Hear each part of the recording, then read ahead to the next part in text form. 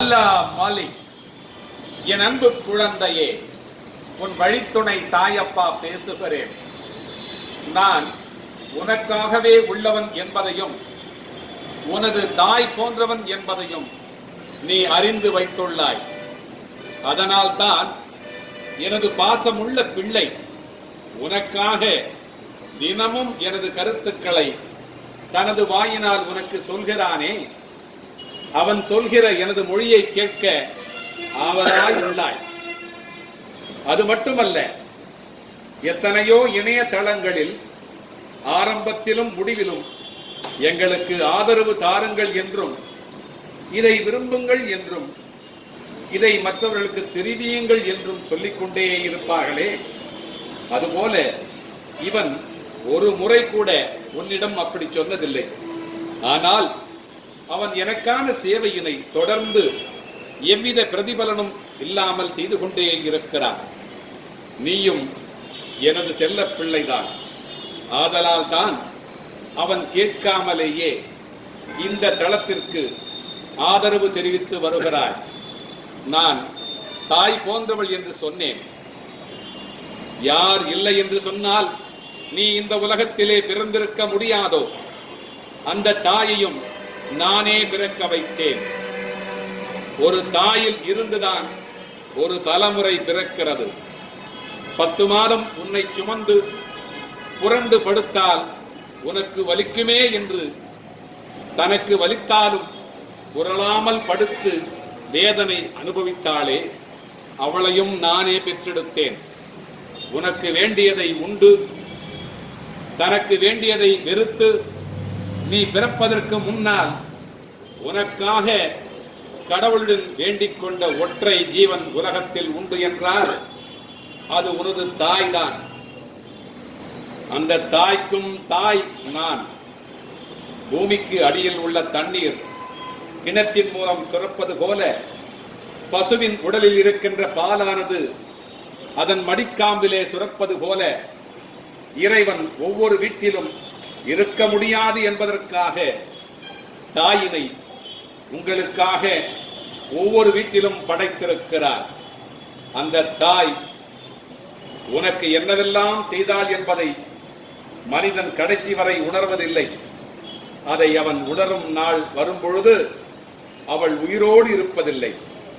அதுபோல என்னையும் சில பிள்ளைகள் நம்பாமல் இருக்கிறார்கள். உலகிலே தேடி தேடி அலைந்தாலும் மீண்டும் அமர முடியாத ஒரே சிம்மாசனம் உனது தாயின் கருவறைதான். அப்படிப்பட்ட தாய்களின் கருவறைகளுக்கெல்லாம் உள்ள ஒரே கருவறை இந்த சாயியின் கருவறைதான். நீ அறிவாய், சாயி என்றாலே தாய் என்று, பாபா என்றாலே தந்தை என்று. இந்த 2 புனிதமான உறவுகளாகவே நான் உனக்கு இருக்கிறேன். உனது தந்தைக்கு உள்ள பொறுப்புகளை எல்லாம் எனக்கு இருக்கிறது. ஒரு பழமொழியே உண்டு. சிறு வயதில் நான் எனது தந்தையின் தோள்களில் இருந்து சாமியை பார்த்தேன். அப்போது எனக்கு தெரியவில்லை நான் சாமியின் மீது இருந்து கொண்டுதான் சாமியை பார்த்திருக்கிறேன் என்று. அதுபோல உனது தந்தைக்கெல்லாம் நானே தந்தையானவன். அப்படிப்பட்ட தாயாகவும் தந்தையாகவும் உள்ள நான் சொல்கிறேன், நீ நம்பிக்கையாய் இரு, முயன்று கொண்டே இரு. அந்த முயற்சி என்பது முடிந்தவரை செய்வது அல்ல, முடியும் வரை செய்வது. விழுந்து கிடந்தால் சிலந்தி கூட உன்னை சிறைபிடிக்கும். எழுந்து நடந்தால் எரிமலையும் உனக்கு வழி கொடுக்கும். முடியாது என்று நின்றுவிட்டால் மூச்சு கூட நின்றுவிடும். முடியும் என்று துணிந்து விட்டால் பிறகு உனது மூளைக்குள்ளே கூட மின்சாரம் கிடைக்கும். தன்னம்பிக்கை என்னும் நெருப்பு பொறியை மனித மனம் தாங்கி நின்றால் எண்ணியது எண்ணியவாறு நடக்கும். எத்தனை இடையூறுகள் வந்தாலும் அவைகள் எல்லாம் எரிந்து சாம்பலாகும். முதலில் உனது சோம்பேறித்தனத்தை விட்டு ஒழி. பிறகு நீயே சோபிக்க ஆரம்பித்து விடுவாய். அதிகாலையில் துயில் எழு. 3 மணிக்கு எழுபவன் முனிவன். 4 மணிக்கு எழுபவன் ஞானி, 5 மணிக்கு எழுபவன் அறிஞன், 6 மணிக்கு எழுபவன் மனிதன், 7 மணிக்கு எழுபவன் எருமை என்று உணர். அனைவரிடத்திலும் பொறுமையாக பேசு. ஆசையும் கோபமும் துன்பத்திற்கு காரணம். அவைகள் இரண்டையும் அருகில் வர ஒட்டாதே.